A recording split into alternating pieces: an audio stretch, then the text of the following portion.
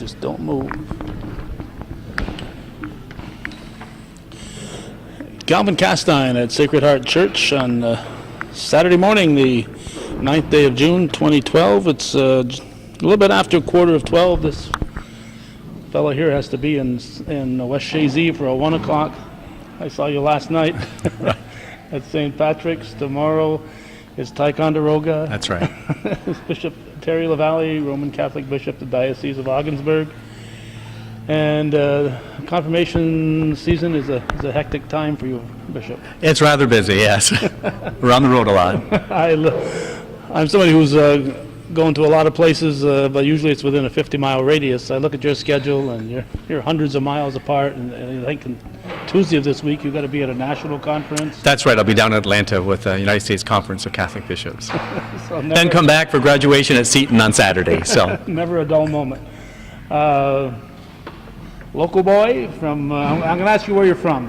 Moores Forks. I wanted to see if you'd say the Forks part. That's right.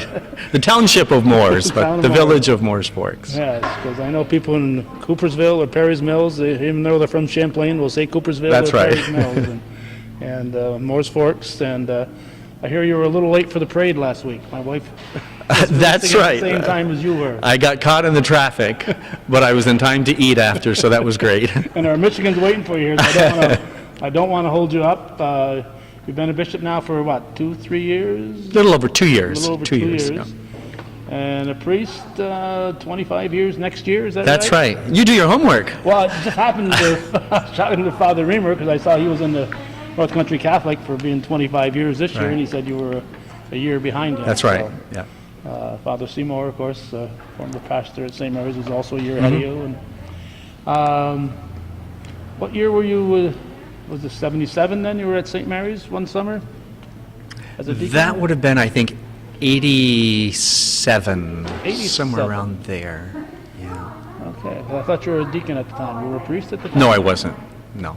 You weren't what? I was a seminarian. Oh, seminarian. Seminarian with Father Susi in St. Mary's in Champlain. That's Okay, right. so that's right. 20 years, 80s is, no, it's not 78, it's 88. Right. That's right. Okay, I guess age another 10 years. Yeah. Graduated Northeastern Clinton? Northeastern Clinton Cougar back in 74. 74. Steve Southwick. That was a classmate. That's Barbara right. Smart. A lot of good folks in that. That's group. right. That's Yeah. right.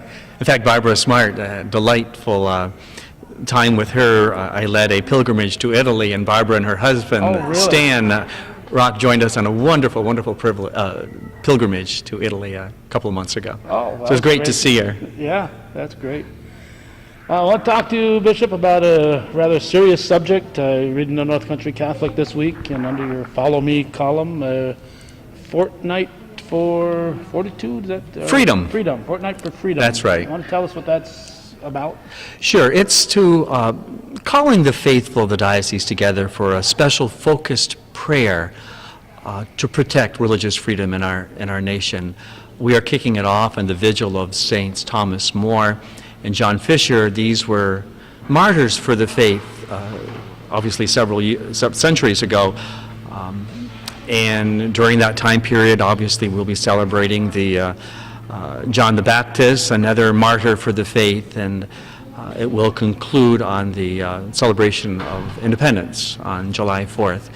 It's a time for us as a people to pray that, given recent decisions by the federal government that really place in serious jeopardy some of our religious liberty and freedoms, that we want to storm the heavens, if you will, that our people will be aware of what's happening and become more vocal in the public scene to really address the seriousness of what's happening. And what you're talking about is the forced health coverage, and the media is trying to make it sound like it's strictly health coverage, and the evil church is trying to prevent women from getting their birth control, but Right. it's a whole lot more than that, isn't it? That's right. In my column, I think I tried to make that point. The Church's teachings on life issues remain. This certainly is not just a life issue, it's a religious liberty issue as well. It appears that now the federal government is determining what the church can and cannot do in the marketplace. In fact, given the exemption that this mandate provides, Jesus Christ himself would not be able to provide the ministry that we know him, which was part of who he was. And so that's very unfortunate. Basically, they are determining what kind of things is religious enough to come under the mandate or not to come under the mandate. If the church were just about ministering to just Roman Catholics, then we would be fine. But because the church is about ministry in the public square and ministering to people of all races or in all religions or no religions, and because that is what we are about, we would not qualify for this exemption as we have it today, and that's what's so tragic about it. So Mother Teresa wouldn't be able to qualify you. That's correct. That's correct. And the whole thing kind of shocked me. Not that the way the media is handling it, because that's the way our media is these days, but the fact that the federal government, and I'll say the Obama administration, took this shot at the Catholic Church. I just don't grasp what they hope to gain. Mm-hmm. Yeah. Well, again, I think it's been a very gradual, almost subtle pushing, if you will, of religion and morals out of what we know society needs. You're okay, you can go to Mass and pray, we won't bother you, but you start living your faith in the public square, then it becomes a problem. And quite frankly, a religion that stays just within the walls of the church is a shallow religion. Yeah, it's a religion that has no witness. It's a religion that has no face. You have to soundproof your walls so the music, the sound can't get out. It's just almost beyond belief. And of course, what they want to force the church to do is not only provide the birth control, but abortion, which goes beyond morals. And when you talk birth control, that's a moral issue. Sterilization as well. So you get into abortion and sterilization, and all of a sudden it's a slippery slope. It's a whole different ballgame. I don't think killing a baby is a moral issue. It's a lot beyond that. Anything and this is to encourage prayer. Then that's right. It's to heighten awareness and to be a people of prayer.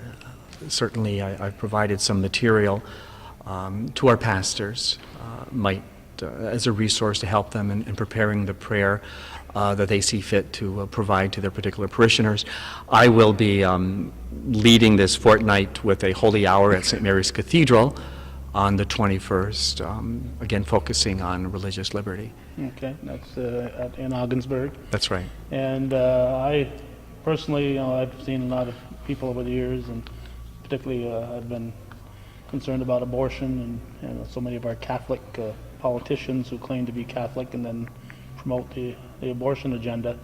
But I hear people say, well, I pray, and then I say, who are you voting for? Well, then they tell me who they're voting for, and I says, maybe you have to do more than just pray. You have to hope that your prayers reach your own heart and you make the right decisions when you... Right. And my responsibility, and obviously all the leaders of the church, is to help educate. And frankly, we haven't not been doing a good enough job educating the faithful on the church teaching. First of all, what it is that we believe and why we believe it. And it takes courage to live that, and that was part of my message to those who were confirmed today and those who have been confirmed throughout this confirmation season. We need to know our faith, and we need to courageously live it. Not an in-your-face kind of faith, not a soapbox kind of expression, but a genuine understanding of who we are, whose we are, and then joyfully and hopefully living that courageously. A quiet example to, this is, okay. All right, Bishop, I know you have Michigans awaiting you right. and duties in West Shazy, so we won't hold you. Appreciate you taking the time. Well, I certainly am grateful for you taking the time to share this and for your being present in our confirmations. All right, thank you. God bless. Terry LaValley. Thank you.